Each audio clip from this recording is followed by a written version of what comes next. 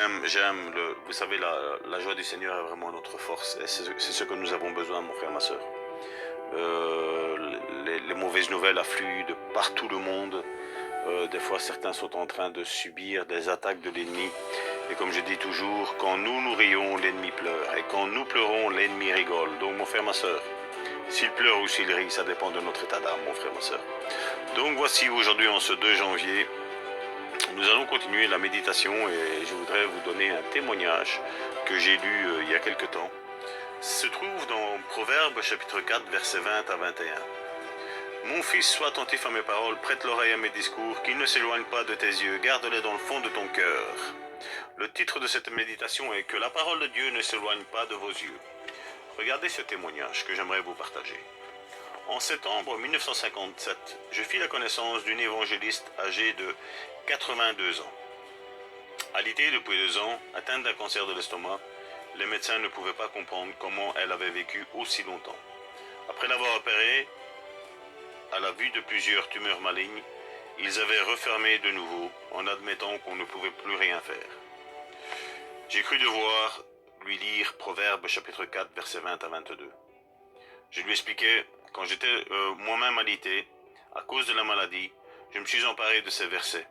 Et je me suis rendu compte que je n'obéissais pas à la parole en ce qui concerne une chose.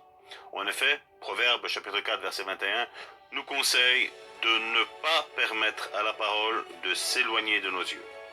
Cela a été un moment décisif pour moi, car je m'étais imaginé mort. Lorsque je me suis emparé de cette écriture, en n'éloignant plus la parole de Dieu de mes yeux, j'ai commencé à me voir vivant.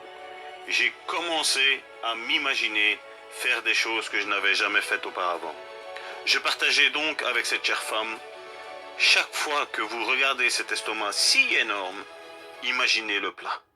Imaginez-vous prêcher de nouveau. Dieu ne veut pas que vous mouriez comme ça. Vous pouvez mourir si vous voulez, mais permettez à Dieu de vous guérir d'abord et mourrez ensuite. Ne mourrez pas comme ça.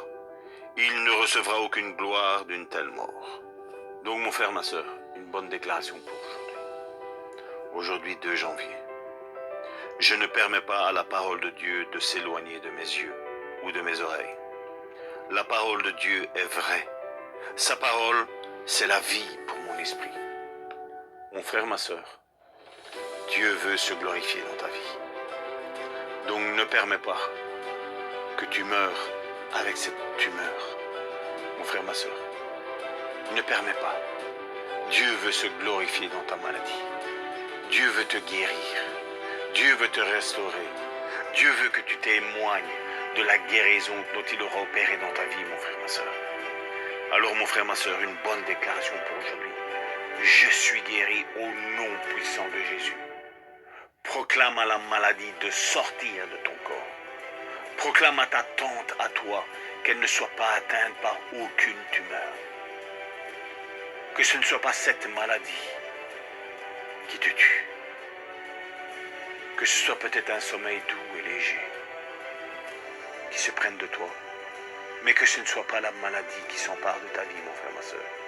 Celle-là ou une autre. Parce que Jésus a porté à la croix nos maladies. Nos infirmités, elles sont clouées à la croix. Vous voulez rendre Christ victorieux même dans vos vies. Eh bien alors, mon frère, ma soeur, confesse la guérison. Ne te vois plus malade. Vois-toi en train de courir, en train de jouir de la vie, mon frère, ma soeur. Dieu a encore beaucoup de choses à faire avec toi. Mais si tu lâches, il ne pourra rien faire. Donc tiens bon, mon frère, ma soeur. Au nom puissant de Jésus, soyez bénis. Et à demain pour notre déjeuner matinal.